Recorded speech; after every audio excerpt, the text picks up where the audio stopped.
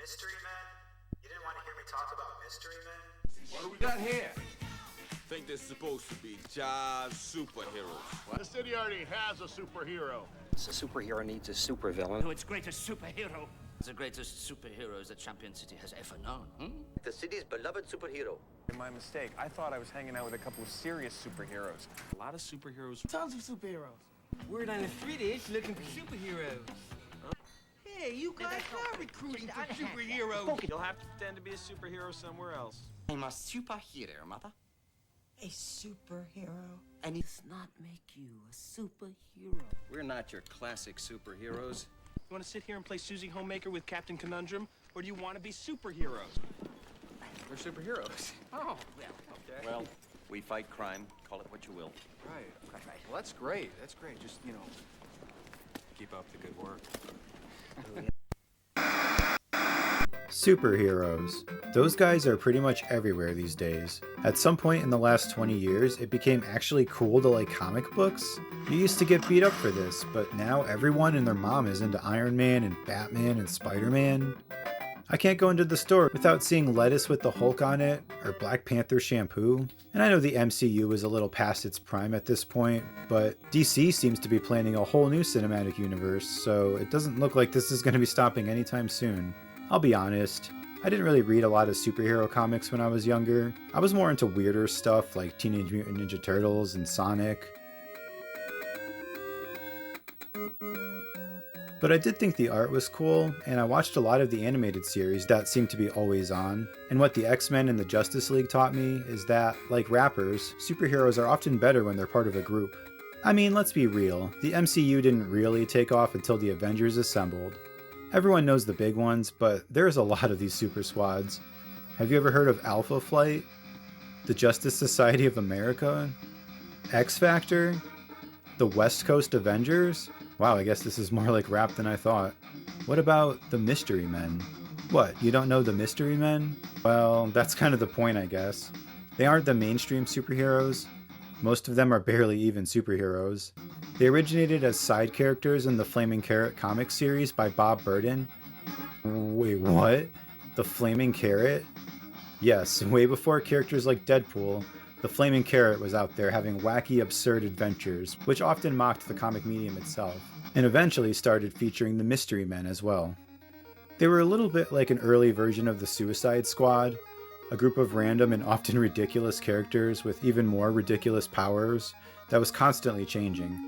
They even teamed up with the Ninja Turtles at one point for a 4-part crossover that was released in late 1993, which, full disclosure, is the only Mystery Men Flaming Carrot related comic book that I've read, so I'm by no means an expert. However, I'm very familiar with the film adaptation, which was released in 1999 to little fanfare and has been largely forgotten. The comic book movie landscape was just different back then. Sure, Superman was a classic in the 70s, but by the late 90s, things weren't looking too good.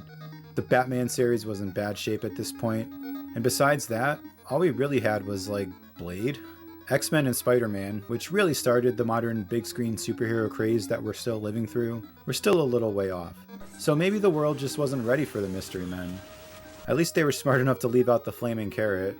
I think it's a little unfair since it was his comic in the first place, but I do not see how they could have pulled that off in live action. They also got together an insane and eclectic cast. Comedians like Ben Stiller and Janine Garofalo, amazing character actors like William H. Macy and Hank Azaria, even tons of really random, notable people playing in side roles and cameos. So I'll make sure to note them when they come up. I first saw this movie one night having a sleepover at my best friend's house. We decided to rent a couple movies and introduce each other to one that we liked, but the other one hadn't seen. I went with Spaceballs, and he, of course, hit me with this. I don't remember when I got this tape, but it is from Blockbuster, so this might be the actual one I first watched. You never know, miracles do happen. I guess as a middle schooler, it just hit me at the right time. I wasn't really into all the big superheroes, but this was right up my alley. Even though I constantly had this tape going when I was little, I too kind of forgot about it at some point. So does it hit the same now as an adult? I don't know, let's just do the review and find out.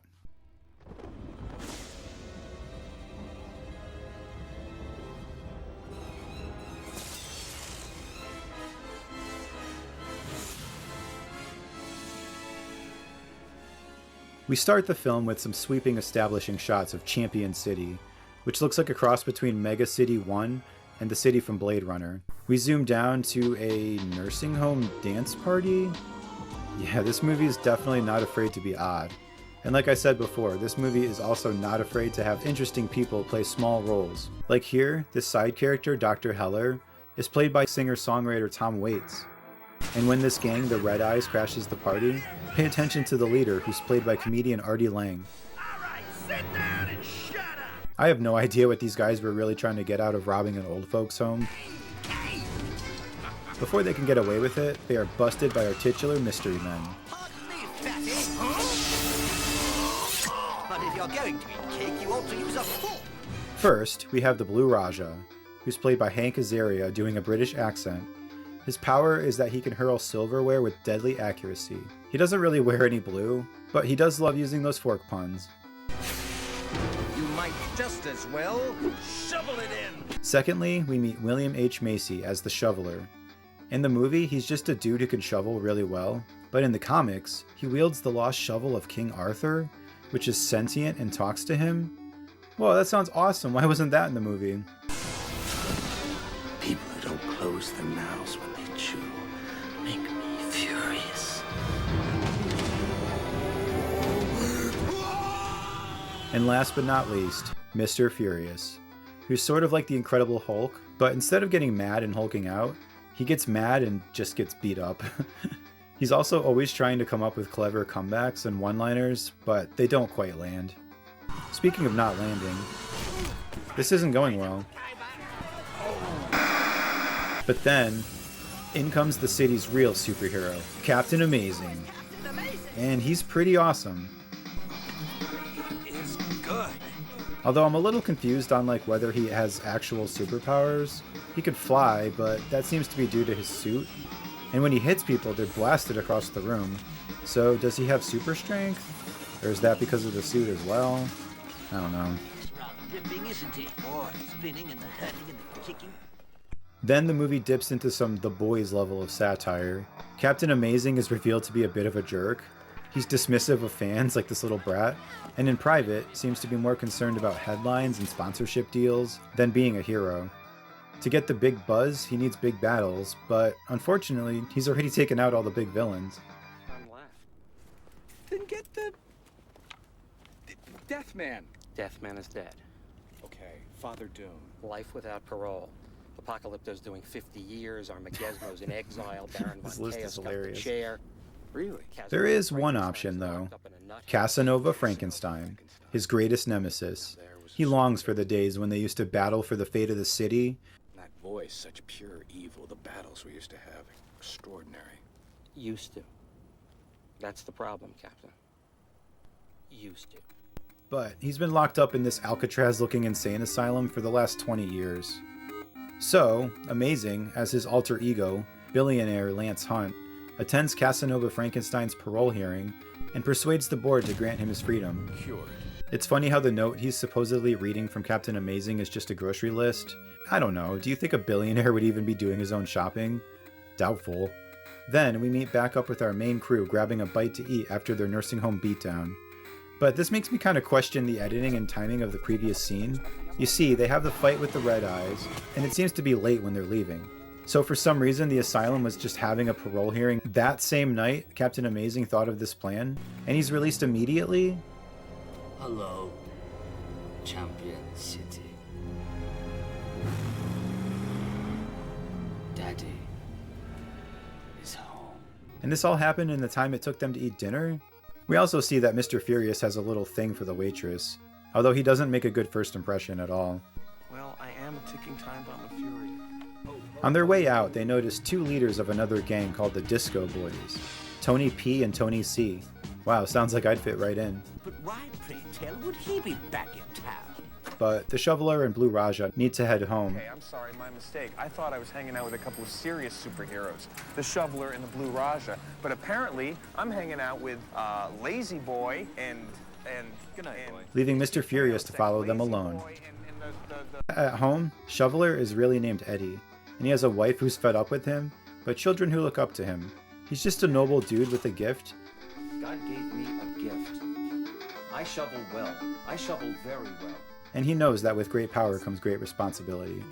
I love how William H. Macy plays him so straight. It's hilarious. Blue Raja, on the other hand, whose real name is Jeffrey, lives at home with his mom, who thinks he's some kind of pot-smoking weirdo. And we see that his British accent is totally fake and just for the character. Speaking of accents, Jeffrey Rush is great as Casanova. He's a Shakespearean actor who's totally hamming it up. Even when his lines aren't that funny, the way he delivers them makes me laugh so much. And I love how his plan is just to take over Champion City. He's a simple man. It's been said that a movie is only as good as its villain, and I'd say he's a pretty good one. Or bad one, I guess? You know what I mean. His first order of business, now that he's free, is to blow up the Alcatraz Insane Asylum. That's one way to make sure you don't go back. Kind of crazy man blows up a crazy house. He knew this would attract the attention of Captain Amazing, who arrives right on cue. Oh, this is a fine, elegant Harvey Falls banker. Even when it's sucked by scum like you? Captain Amazing. What a surprise. But Amazing falls for a stupid trick and gets knocked out by some gas. Morning, Sally. You're late! Yes, I know. I was up all night trying to defend the city from evil. Wow, his boss is like the most unpleasant person I've ever seen. And this part with the stress ball was always so funny to me. Are stress balls still a thing? I don't know.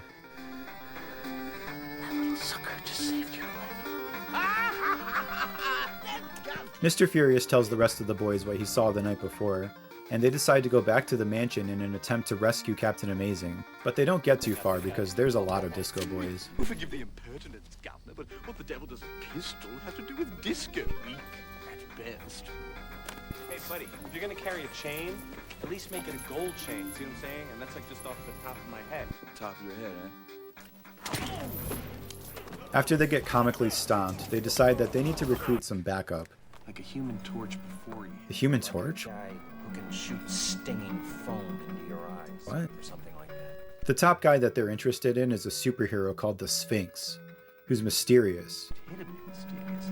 Plus, he can, like, cut guns in half with his mind. And they also agree to check out another guy who might be promising too. That's like the best handshake ever. The next day, the gang meet up with the Invisible Boy. The catch to his power is that he can legitimately turn invisible, but only if no one's watching. Not even himself. All my life, I've been ignored by people. I love how he starts going into this big speech about how he's been overlooked and ignored his whole life, and Ben Stiller immediately starts getting bored and checking his watch. Hey, Dad, I'm going to my room with 3 strange men. Although he does have something a little more tangible to offer too. Networking.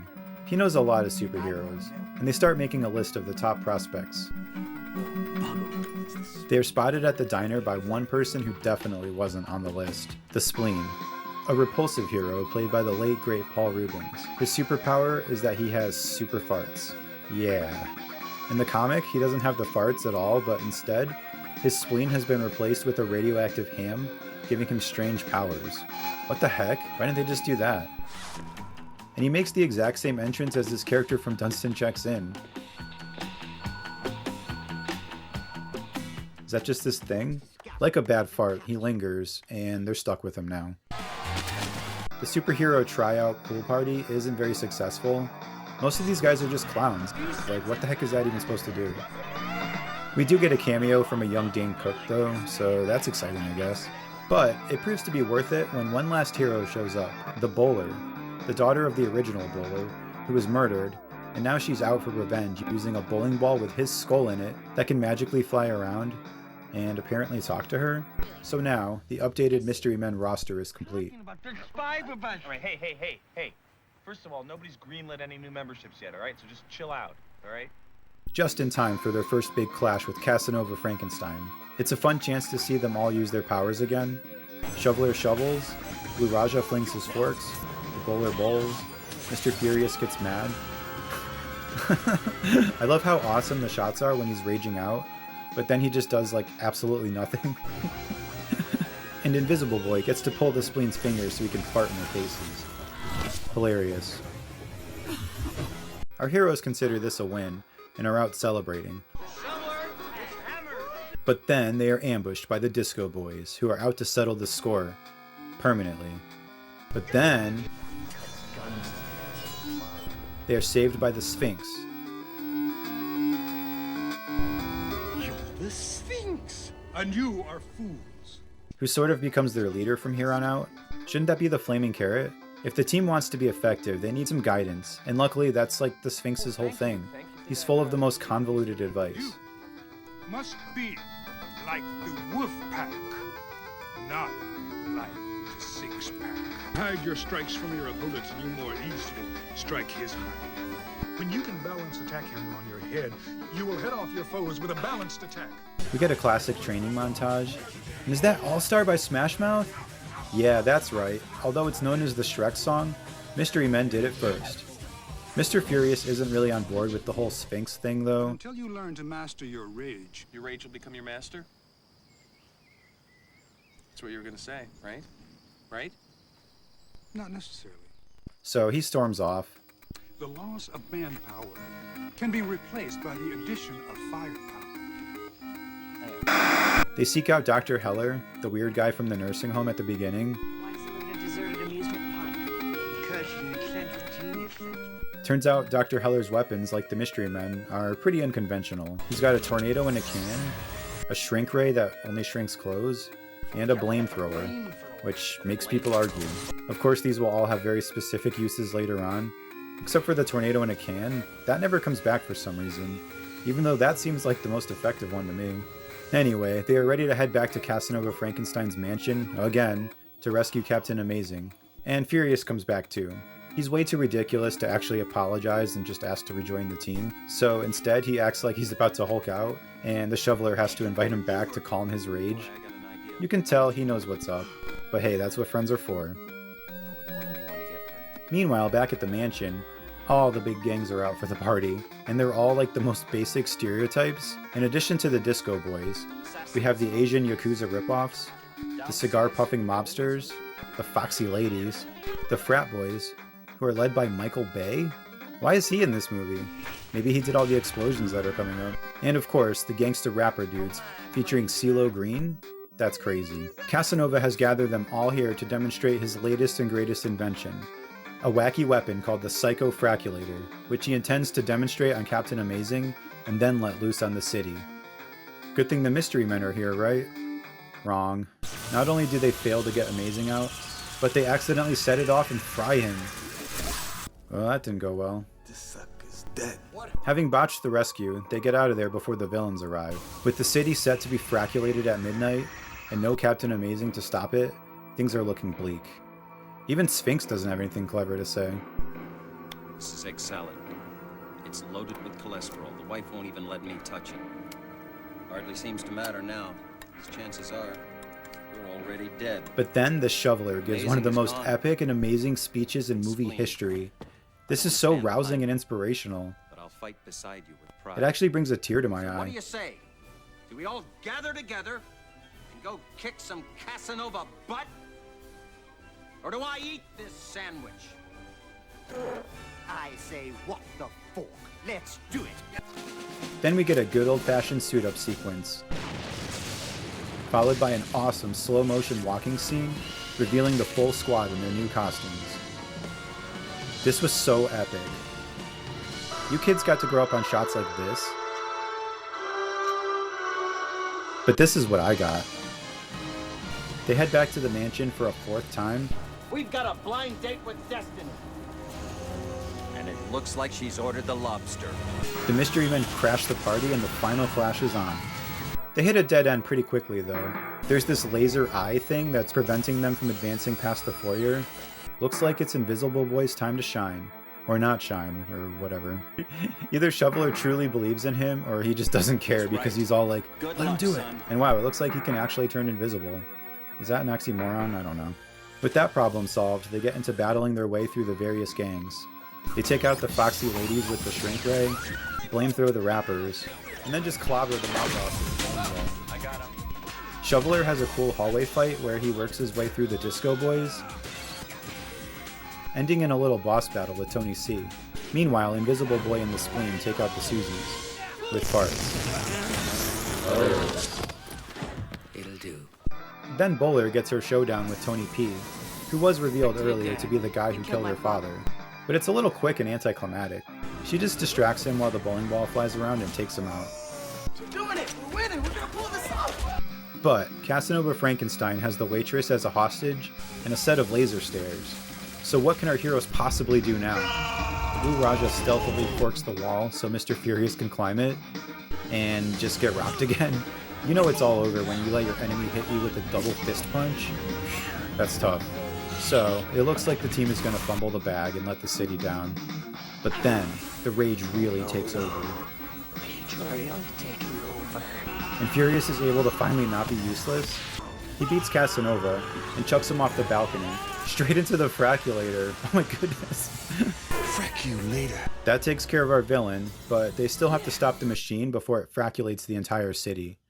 It looks like this is a job for the bowling ball. He wrecks the machine and causes it to explode, destroying the entire mansion.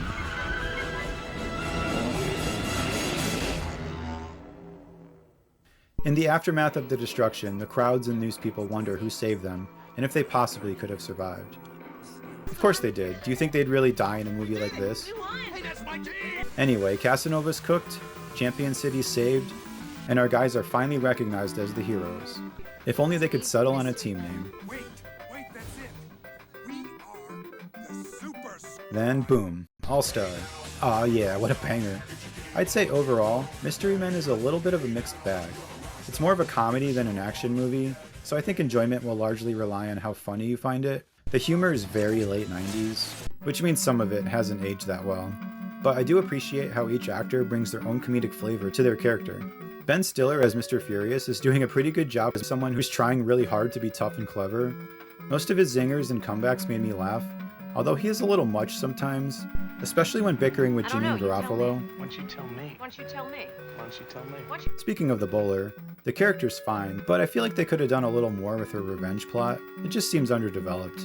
The Blue Raja and Invisible Boy are both alright too. It was good to see Kels since I grew up on Nickelodeon, and between The Simpsons, The American Godzilla, and this, I guess Hank Azaria was a childhood staple for me too. The Sphinx is kind of goofy, but I do like his platitudes and words of wisdom. Greg Kinnear as Captain Amazing deserves a special shout out too, but he isn't in the movie all that much. Unfortunately, the most obnoxious character is probably the Spleen. I love Paul Rubens, but the fart jokes are the worst in the movie. Silent, but deadly. Hilarious. Even with that being said, I would still take this over that bland, awful referential humor that's in every single superhero movie these days. Do you talk to fish? Since when were they red? Ironically, the two funniest characters to me are the Shoveler and Casanova Frankenstein, who aren't even really trying to be. William H. Macy is so good, I'm not even sure why he's in this movie. And the way he can deliver the most ridiculous lines while playing it so straight just cracked me up. And Jeffrey Rush was definitely going big with his performance, but it was weird and fun and I liked it. The film was directed by Kinka Usher. Wait, what? Kinka Usher? Who is that? 1 second. This is his first and last film as a director, but he did make a lot of commercials. And it does have some flair and style, in a very 90s kind of way. The special effects don't always look the best, but they aren't bad for the most part. And at least it's colorful. Why do so many comic book movies now look like desaturated nightmares? Have you read a comic? They're pretty colorful.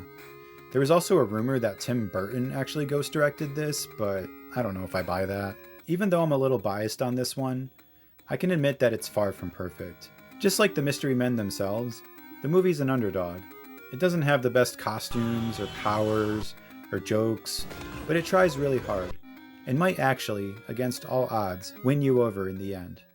I don't know, if you're in the mood for something a little different, and the latest Marvel superhero movies have been kind of disappointing to you, maybe it's time to go back and check something else out. I'd say give Mystery Men a shot. As always, thanks for watching Random Reviews, and stay tuned. I'm hoping to get some more stuff out soon, and I appreciate you watching. Thanks. Oh yeah, and may Godzilla be with you. Mystery Men? You didn't want to hear me talk about Mystery Men? You didn't want to hear me talk about Mystery Men? You didn't want to hear me talk about Mystery Men? You didn't want to hear me talk about Mystery Men?